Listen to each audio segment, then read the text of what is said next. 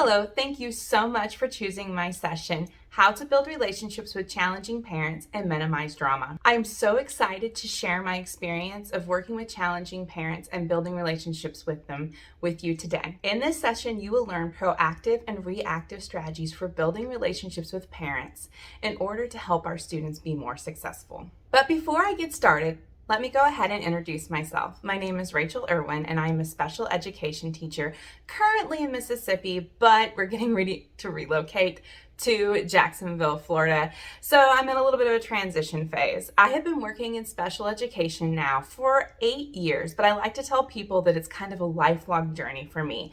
You see, I was a student with a learning disability. I got my IEP in the 2nd grade, and I had it all the way through college. I am also a parent to a child with an IEP, so I have a lot of experience being on all sides of the special education table. So that gives me kind of a unique perspective, you might say, with how you work with parents and work with students in the classroom. I've taught in multiple settings: behavior, self-contained, autism, preschool, and inclusion. I have my master's in special education from Indiana University, and I am so excited to share my knowledge with you today. It is safe to say that all teachers will encounter difficult parents within their teaching career.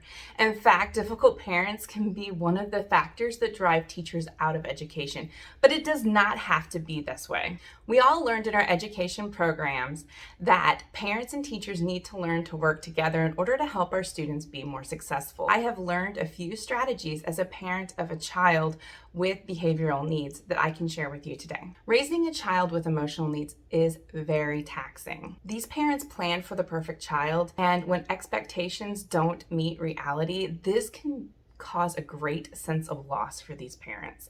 A lot of them don't know where to start, and they're very overwhelmed. For younger children, or for children who have just been identified, a lot of parents are still in mourning or even denial about their child's diagnosis. Sometimes as a parent, it's really hard to let go of the dreams that you have for the life that your child could have had. When my child received her diagnosis, I wasn't surprised, but I was heartbroken because I knew she had a lot of challenges ahead of her, and I was worried about the fight that she would have. I think actually being a teacher made me a little bit more scared because I did know that she was going to hit a lot of roadblocks. I knew she was going to have a hard fight to fight, and I planned on being there to help her fight that fight. Even though I was prepared to do whatever it took to help her, I still felt a lot of guilt and wondered if I had something to do with it. Even though I knew this was not true, there was still that part of me, I think, of just being a parent that felt like I was responsible in some way. Although my child is brilliant, we have emotional outbursts that can clear a classroom. This has resulted in a lot of phone calls home, a lot of meetings, and a lot of feelings and emotions. And it's been very difficult. I really feel like this experience has taught me a lot about how I work with my parents because I've been in their shoes. I know what it feels like to be paralyzed when you see the school's phone number call. I know what it feels like when you work in the building to hear the sound of your own child down the hallway and have a panic. I know what it feels like to think that everybody is judging you. And that is a really scary place to be, but it's also a place where a lot of our parents are. This leads me into my first strategy, and that is to be empathetic. We really truly need to understand our parents in order to build that relationship with them. If you aren't a parent already, that's okay. You don't need to be a parent to learn empathy. You don't need to be a parent of a child with special needs to build empathy, but you do need to understand that most of these parents are really trying the best they can with the resources that they have. Yes, you see these children for 7 hours a day, but these parents live this day in and day out. You may have the degrees, but these parents are the experts on their child. Respect that. Oftentimes, these parents are emotionally drained and exhausted. They have given up a lot of themselves for therapies and meetings and a lack of sleep at night and just staying up and worrying about what the future holds. They need your support. You need to let them know that you're here to support them. You need to let them know that you're not here to judge them. I think the biggest concern that parents of special needs children have is that they are being judged for being bad parents. I know I have felt this way. I know that I have felt judged, and I have actually had teachers in the past make comments about my parenting style. Yes, I have, but it was very upsetting to me. I've also had people send videos of my child's behavioral outbursts to me. Do not do this. I'm sure that you all know better than this, but I'm just going to put this out there as a disclaimer. I live with my child. I have seen my child on their best days and their worst days. You don't need to send me something I already know. So as teachers, we need to soothe their anxieties. I always let my parents know a little bit about my experience.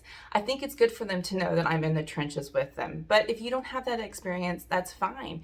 You can let them know that you've worked with a lot of students with similar disabilities and that you know that they're doing the best they can and that you're here to support them. Oftentimes, a lot of these parents had bad experiences in school as well. Like I said, I had an IEP growing up, and some of those experiences were good and some of those were bad. And I have to admit that I brought some of that baggage with me when I went into my own child's IEP meeting. And a lot of parents do this. I actually had a parent that told me that she had issues behaviorally growing up and she was also dyslexic and that school was a horrible place for her. I also had a parent who had dropped out of school in the 7th grade because he never got any help. I also had another parent who was not identified with her learning needs until she was in high school. And at that point, she had failed 3 grades and it was too late. So they both had, all of these parents had really negative feelings towards the school system. They felt like they were betrayed. It is very important for you to make sure that they know that you're on their side and you're here to help. One thing I want to suggest if you're working on building empathy and kind of seeing where your parents are coming from is to maybe go join a Facebook group for parents of children with ADHD, autism, behavioral needs, special needs.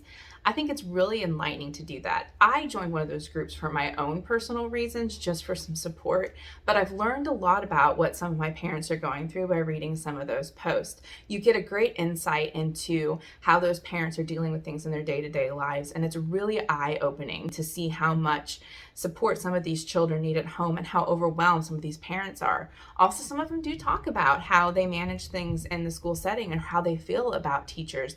And sometimes you hear some of the stories of how teachers maybe made some mistakes that really burned bridges. And I think it's important to read these things and see them because they're very eye-opening. So if you're struggling with that, and you think you need some way to help you build empathy, I highly recommend checking out some of those Facebook groups. My next strategy is to be proactive with building relationships.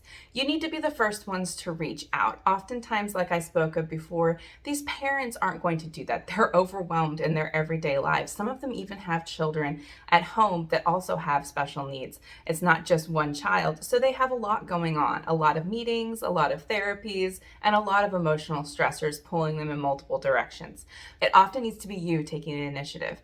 I know that as special education teachers, sometimes we have really large caseloads, but I promise you, if you start out of the gate building those relationships and take that extra time to get to know your parents, it'll make your job so much easier, not harder. So don't be afraid to do some of the front work. The first thing that I like to do at the beginning of the year, especially if it's new students, is I like to make sure I do a lot of positive phone calls home. I want to have at least 3 positive phone calls home before I ever have to call with a negative phone call.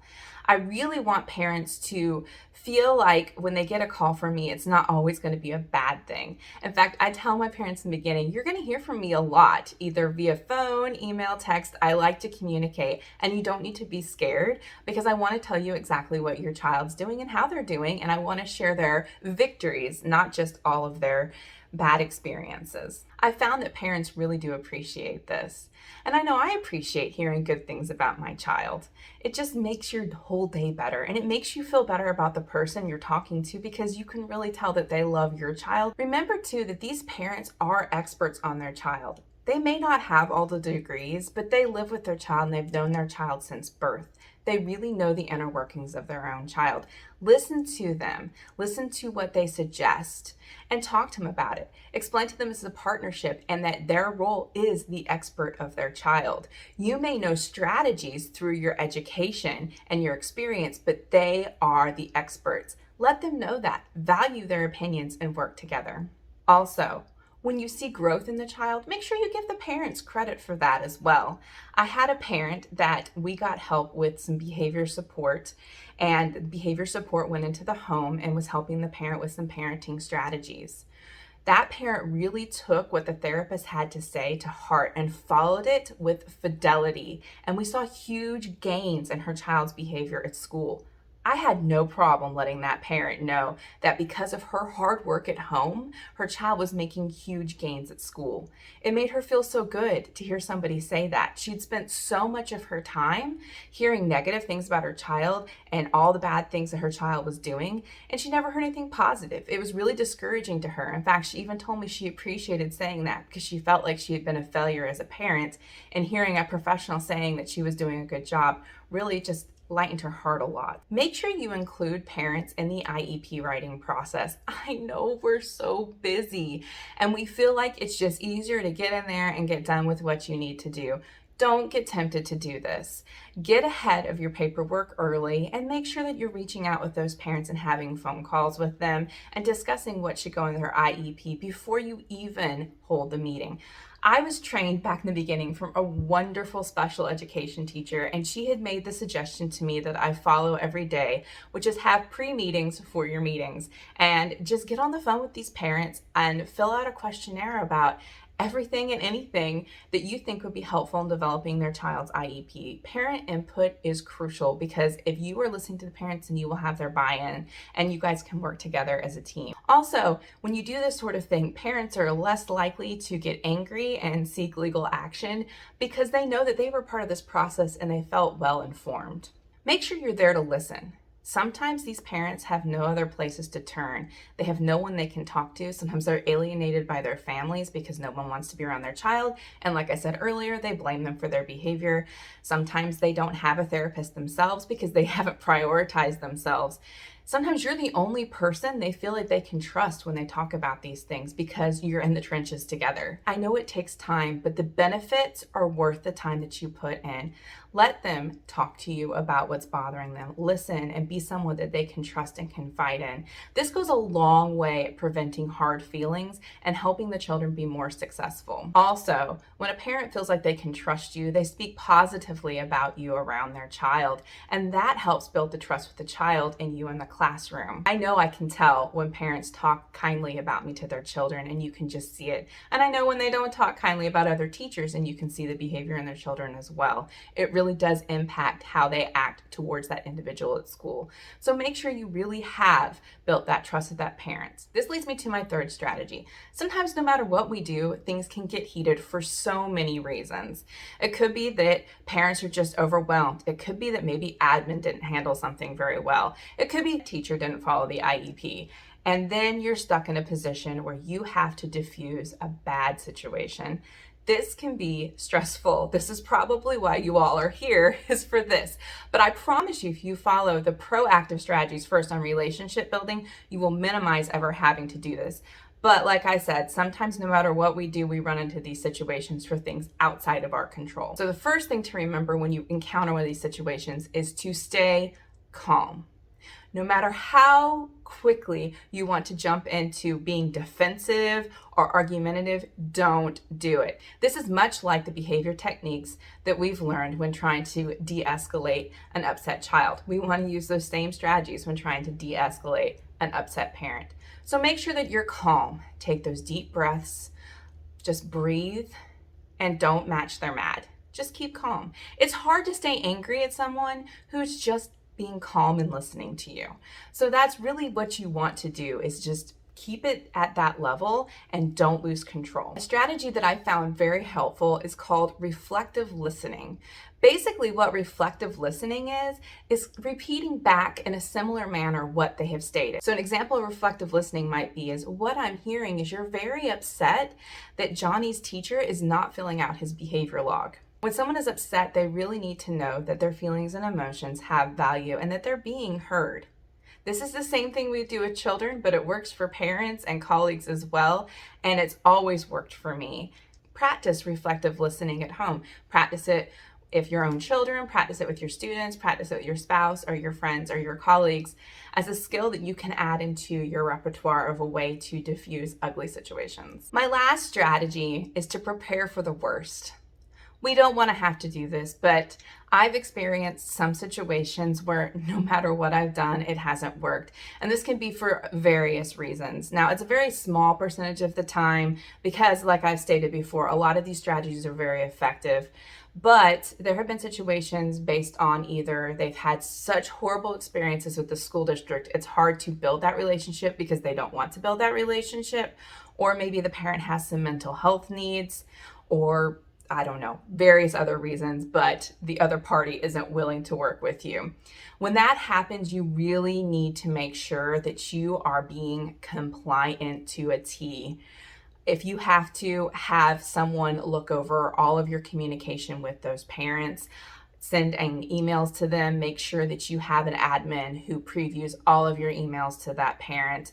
When you have phone calls with that parent, make sure you have an administrator in the room, making sure you have someone else hearing what you're saying.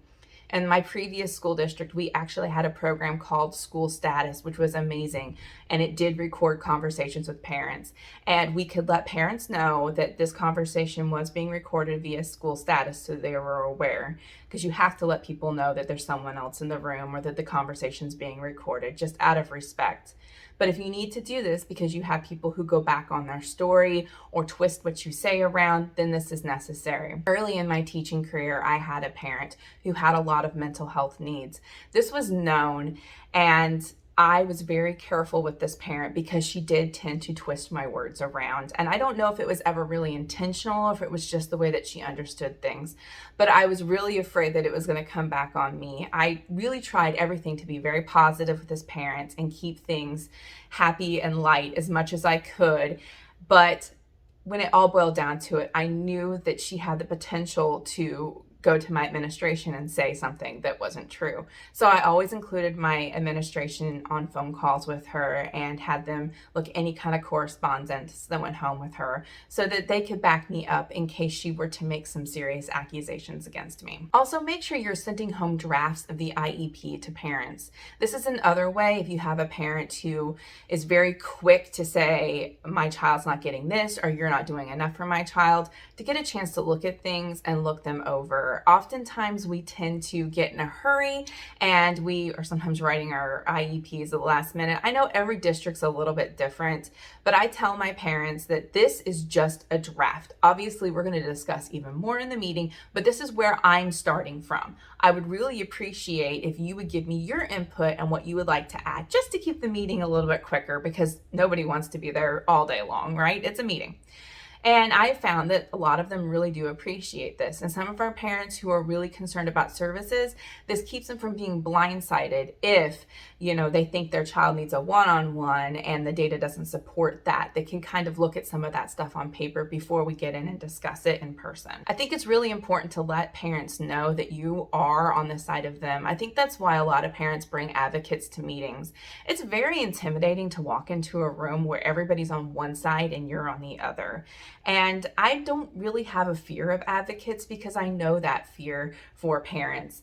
My mom's an attorney, and I've often thought about bringing her in for moral support just because it's scary to be in a meeting by yourself where everybody is for the school and then you're there for your child.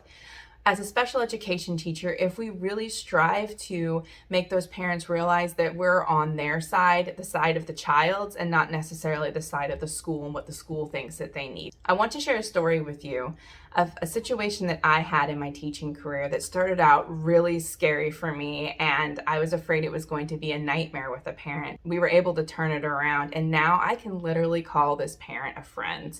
When I first started at my current job, I was put into a position that they needed to replace. So I was removed from one school and sent to another school.